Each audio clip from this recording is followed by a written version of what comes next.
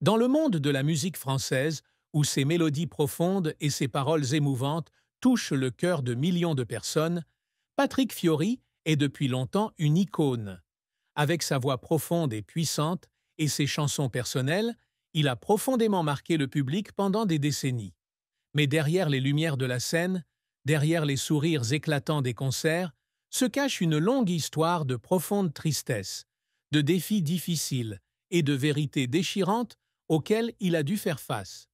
Finalement, après de nombreuses années de secret, Patrick Fiori s'est confié, avouant la plus grande tristesse de sa vie et de sa carrière, les épreuves qui l'ont façonné, et la vérité sur l'amour, partie intégrante de son cheminement émotionnel. C'est l'histoire d'un homme qui a vécu non seulement pour la musique, mais aussi pour affronter ses chagrins, en quête du véritable sens du bonheur. Patrick Fiori, de son vrai nom. Patrick Jean-François Chouchaillan est né le 23 septembre 1969 à Marseille, en France, dans une famille d'origine arménienne. Dès son plus jeune âge, il a manifesté une passion profonde pour la musique. Les mélodies folkloriques arméniennes que son père chantait souvent, ainsi que les classiques français, nourrissaient l'âme sensible du jeune Patrick. La musique n'était pas pour lui un simple passe-temps, mais un refuge, un moyen d'exprimer des émotions indicibles. À 12 ans, il commença à participer à des concours de chant locaux, et sa voix particulière attira rapidement l'attention. Mais le chemin vers le succès fut semé d'embûches, et les premiers obstacles apparurent bientôt, laissant des cicatrices indélébiles dans son cœur. La famille de Patrick Fiori n'était pas aisée. Son père, tailleur, et sa mère, femme au foyer, travaillaient dur pour élever leurs 5 enfants. Les difficultés financières firent que l'enfance de Patrick ne fut pas rythmée par des cadeaux somptueux ni des voyages, mais par l'apprentissage des choses simples. Il raconta un jour que sa famille ne pouvait parfois pas s'offrir la guitare dont il avait toujours rêvé, mais que ce manque lui avait appris à être créatif, à utiliser sa voix pour raconter des histoires qu'il ne pouvait écrire sur un instrument. Cependant, la pauvreté ne fut pas la plus grande tristesse de son enfance. Sa tristesse la plus profonde provenait du sentiment d'être à part, différent dans une société où ses racines arméniennes étaient parfois perçues comme étrangères. D'origine arménienne, Patrick Fiori a grandi fier de son héritage culturel, mais a aussi dû faire face aux préjugés.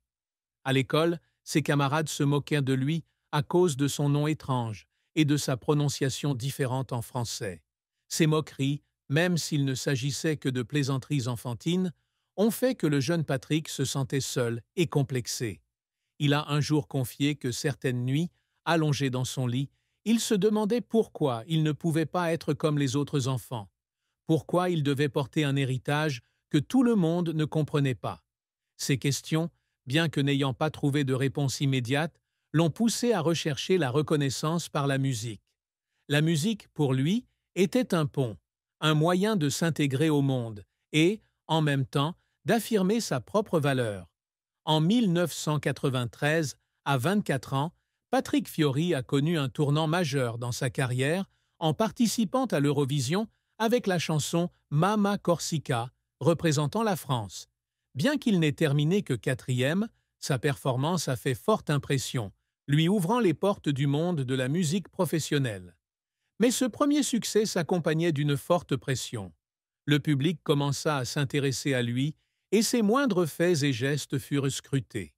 Jeune artiste, il dut apprendre à gérer aussi bien les éloges que les critiques. Certains articles le décrivaient comme un nouveau talent prometteur, mais d'autres le considéraient comme un phénomène passager, sa voix manquant de singularité pour survivre dans une industrie musicale impitoyable.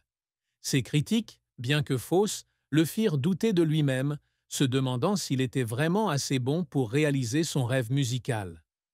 L'un des plus grands défis de la carrière de Patrick Fiori survint à la fin des années 1990, lorsqu'il interpréta le rôle de Phébus dans la comédie musicale Notre-Dame de Paris.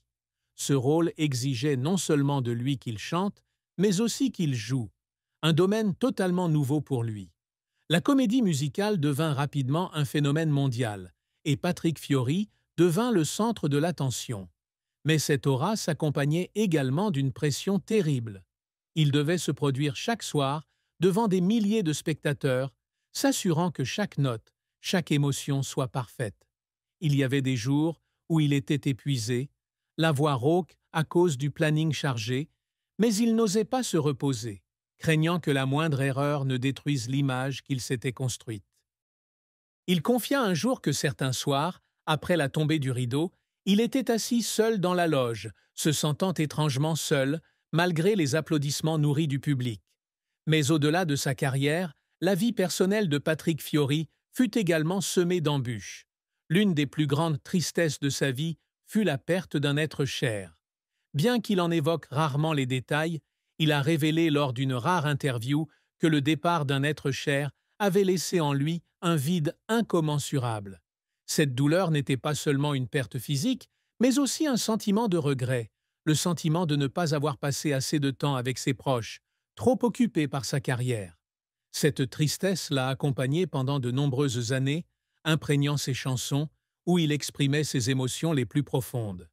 Des chansons comme « Que tu reviennes » ou « Les gens qu'on aime » n'étaient pas de simples chansons, mais des confidences, des excuses qu'il souhaitait adresser à ceux qui l'avaient quitté.